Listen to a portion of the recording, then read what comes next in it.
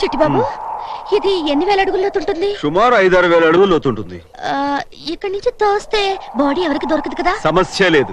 ఎప్పుడైనా are class గా department వాళ్ళ తవ్వకాలు బయటపడితే పడొచ్చు. న్యూజిలాండ్ లో ఇండియన్ బాడీ ఏంటో అని వాళ్ళే కన్ఫ్యూజ్ అయి చేస్తారు. మనకి ఎందుకు చెప్పు.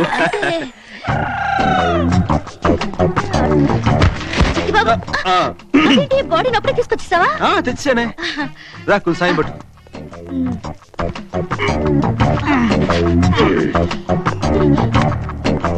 ఏదో కింద పడింది.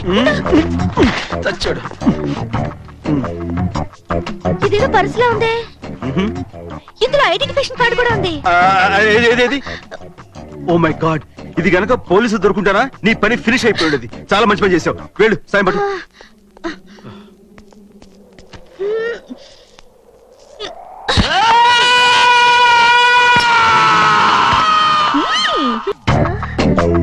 అవును, శవ అరిచిందేంటి? అది ఆత్మఘోష. ఆత్మఘోష చెప్పావు కదా, మర్చిపోయాను. అమ్మయ్యా, ఆత్మఘోషే. అబ్బా, ఎంత టెన్షన్ ఫీల్ అయ్యాను. మొత్తానికి పీడ విరగడైంది. వీడు నా వల్లే చచ్చాడని ఎవరికి తెలీదు. నాకు తప్ప. నువ్వెవరికి చెప్పవుగా? నా మీద నీకు అంత నమ్మకం ఏంటి? నువ్వు డబ్బు మనిషి అయ్యుంటే నాకు హెల్ప్ చేస్తానని నమ్మించి పోలీసులు పట్టించుండేవాడివి. చెడ్డవాడివి అయ్యుంటే నేను ఐరిష్ కాఫీ తాగిన మత్తులో ఉండగా నన్ను ఏమైనా చేసి ఉండొచ్చు. కానీ నువ్వు అలా చేయలేదు.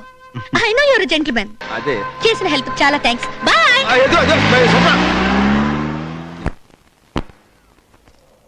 గోపాల్, గోపాల్, రే గోపాల్. మై గాడ్, నిజంగా స్లిప్ అయిపోయా. బా, టెన్షన్ పెట్టావు కదరా. ఏమైనా నువ్వు చేసిన ఈ హెల్ప్ కి చాలా థ్యాంక్స్ రా. రా వెళదాం. చైతి, చైతి, ఏ నిన్న నువ్వు నా క్యాంటీన్కి వచ్చినప్పుడు నేను నీతో ఏమన్నాను?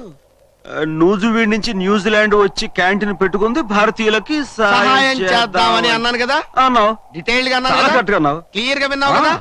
ఇక్కడ ఒకటి పీకు. చచ్చా, ఇండియా కినపడేటట్టు పీకో. బాగుండదు. పీకమన్నప్పుడు పీకో. కాదు కాదు, నా మాట. నువ్వు నిజంగా భారతీయుడు అయితే పీకో. పీకమన్నంతే పీకో. Okay okay. ఐఎమ్ సారీ రా. సారీ ఎందుకులే నాయనా, కావాలంటే పీకించుకున్నాను బాబు. 5 నిమిషాలే చెప్పి 2 రోజులు సేవలో యాక్ట్ చేయిస్తారా? ఫ్రిడ్జ్ లో పెట్టి చంపేయాలనుకున్నారా? నా బాబు కదా. వద్దు వద్దులే, ఇంకెవరికి సహాయం